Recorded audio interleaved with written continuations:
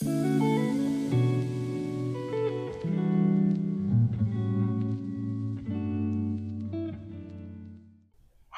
I'm Shannon Cochran with today's Lady Virtue and wanted to welcome you today to another Talkee.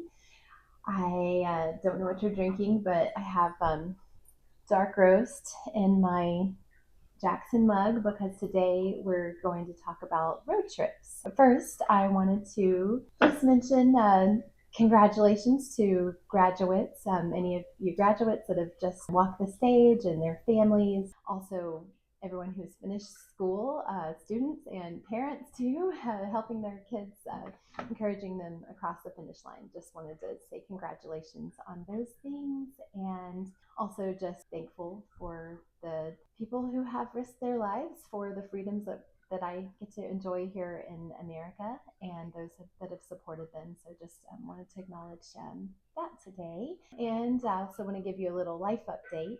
I visited with my parents last week, went on a 4-day trip and got to see my dad, and my mom is in a memory care home and got to spend time with her. We took her out and had a lot of sweet times and also some hard times. Just navigating that. I'm thankful for my close family and praying friends and people that have walked that road before me that I can just call upon and ask for advice and prayer and tips as I do new things like put together an adult diaper bag and navigate some new challenges that I have never personally gone through, but there are others who have, and thankful for that. I'm also looking forward to a women's event in the Woodlands coming up with some mamas who are going through Live Remarkably this summer and gathering at lake and pool settings to go through the book. So that's really exciting to get to speak with them. And one last update, a life update. I got to go on a date with my husband. So that was really exciting. It's been so long. I can't remember the last time we got to go out. So that was really refreshing. So now, yeah, let's switch gears and talk about road trips. Not really sure what that conjures up for you. Like, these good intentions of going on the family vacation and hoping to have a really good time, and then you get in the car and everybody starts fighting and you question, why did I think this was a good idea to go on a road trip? Well, I just wanted to share today that we have been doing road trips many years, from when our children were real little to now we have adult kids. Some are married, and our youngest 3 are teenagers. So we have a lot of experience with this. I've learned a few things, but I have learned that with good planning and effective systems and God-focused goals, that road trips can be a big blessing with many growth opportunities for all involved. I wanted to share some of my must-haves on a road trip. These I like to bring every single time. Obviously, my peanut butter and jelly for the lap lunches, but paper towels, we need them because we make lap lunches on them, we make messes. That's basically a lot of times what we use as our plates. We also, the utensils, you can, if we forget them, we can get them at a gas station, but I usually bring like some plastic spoons and knives so I can make lap lunches, or if I made like, say, tuna or chicken salad or some kind of spread, we can easily dish that out with a spoon. Also, a Sharpie. I always bring a Sharpie so I can label baggies. I bring baggies on the trip because we need them to contain our snacks. But I can write people's names on their bags, and then we kind of, instead of having to throw the bag away every single time, we'll reuse them. So I also bring soap, like a little soap that I can do, we can wash in the hotel room, and my picnic knife. This one I love because I can cut apples or whatever on the way. So I always bring my picnic knife. Trash bags. We absolutely need trash bags so we can contain our trash. I also like to bring a torch because sometimes we've ended up somewhere where we're like, hey, let's grill something, and we're at the beach, and then we realize, wait a minute, we don't have a torch, and this is an absolute must-have. And you may be wondering, why do I need to bring Kirkland organic Greek yogurt? It has the power to contain the nose and the mouth. So in the event of motion sickness, which we've had almost every single road trip, this this bucket, you want this bucket. I really don't. I really hope that you never have to use this bucket. But in the event that it happens to you, as it has to us many times, you want this bucket in your car because you can blot in the bucket. And when you're done, it has a lid. You can contain the mess until you can get to a gas station and flush it and clean the mess and keep the bucket. But anyway, this is the blah bucket, and I hope you never need it, but you need to know about it in case it happens to you on a road trip. Some of the planning aspects of road trips, we use a Google Sheet that kind of helps us map out a course of, where are we going to go and how are we going to get there. And so that helps. We kind of look at the driving times. We kind of look at rhythms, like how many days are we going to stay in one place? How often will we move? So kind of 2 days at one place before we move to another place is kind of a good rhythm for us. We also do a mix of camping and hotels, sometimes Airbnbs, depending on the group. A lot of times we do actually travel with big groups of people. So it can really quickly get chaotic if it's not planned. So we spend time planning beforehand, trying to have a good plan. It's not a rigid plan, but enough of a plan that we have structure and we've thought through lots of details, so that it can be a good experience for everybody. Also, of course, logistics, getting reservations, some of those things we do ahead of time, some of those things we do on the road. It just depends on the nature of the trip. Another thing that we do, is we like to go to national parks. So we found that that's actually a pretty affordable way to travel because we can just buy an national parks pass, the America the Beautiful pass, and about 3 visits to parks pays itself out, and it's an annual pass. So that is something that we like to do. So we'll just plan a route and try to hit several national parks and look up some different excursions we can do along the way. So that's been a really good way for us to see many beautiful things that God created on road trips. Creating systems is another way of helping a road trip to be less chaotic and more fruitful and more fun. So some of those systems that we've created have been: how do you manage food? How do you manage water? How do you manage stuff?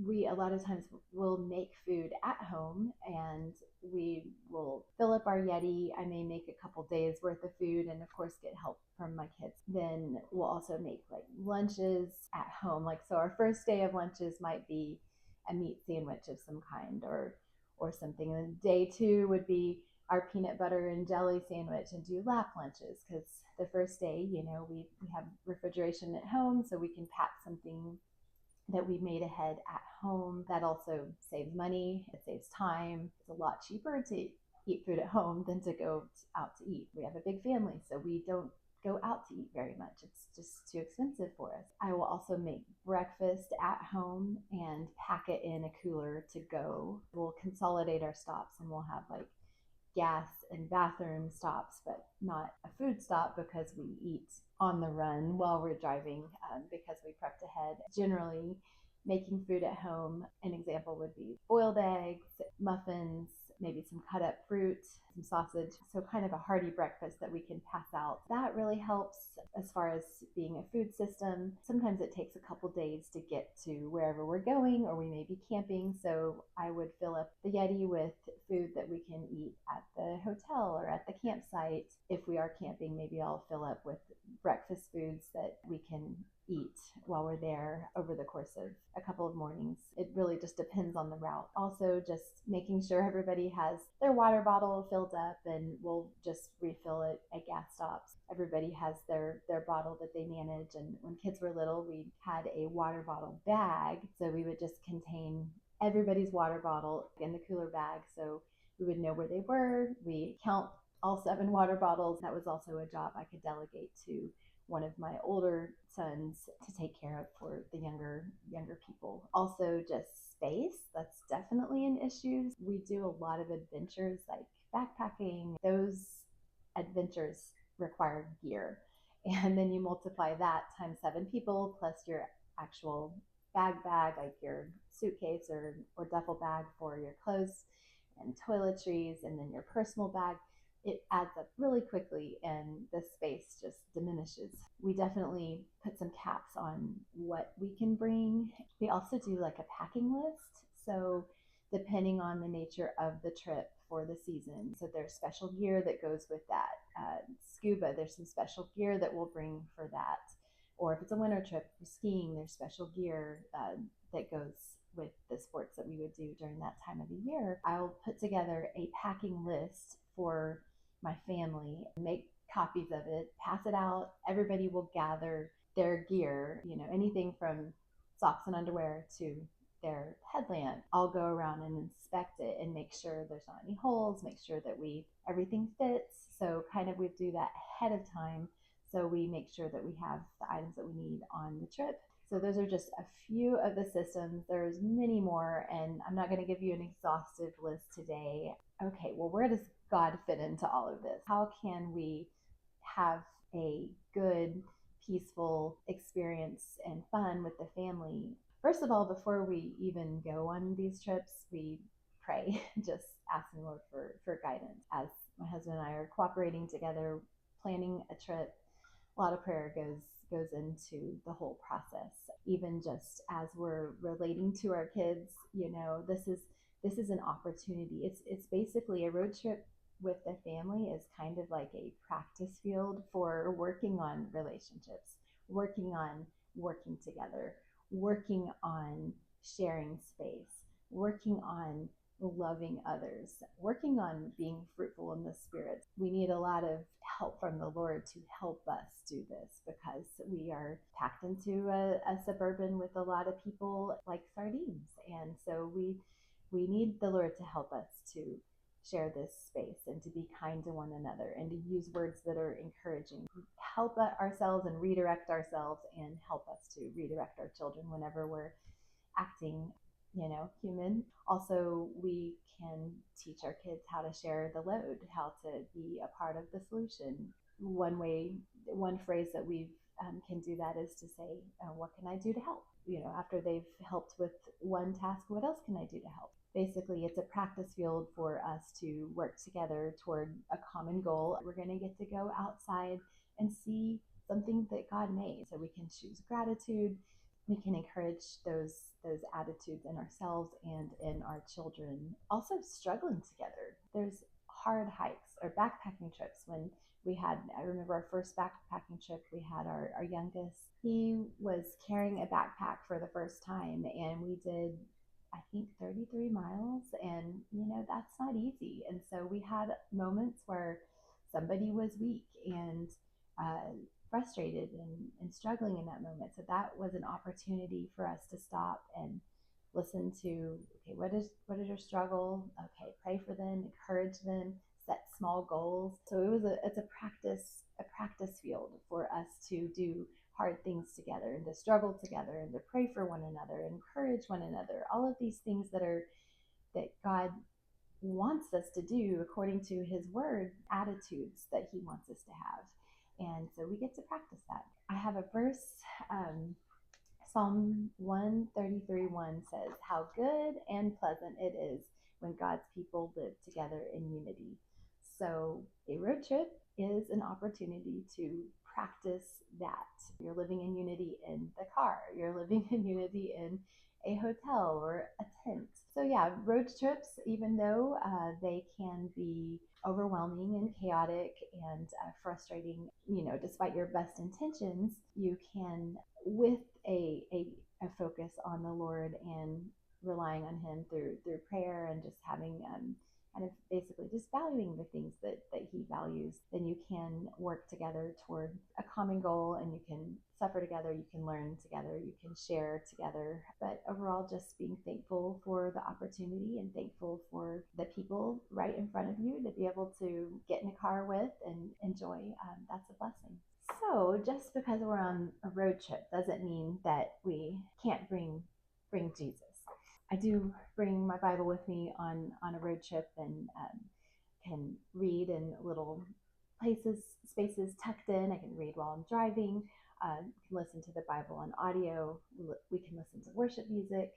On Sundays, we can stream the sermon. We also have taken that time while we're driving to have conversations with our kids about spiritual things and life things. Also, to continue the family Bible study that we do in the mornings here at the table with our kids, we can just read the Bible while we're gathered together in the car as a family driving down the road on a road trip. So those are some ideas how you can continue in your faith journey with your family. Hope that helps you, gives you a little perspective and some ideas and encouragement for your next road trip. And I also wanted to invite you to like and subscribe and also share in the comments anything, maybe a tip or a favorite road trip you've been on, or a memory, or one that you would like to go on. Share in the comments or on my website at todaysladyvirtue.com. Talk to you soon.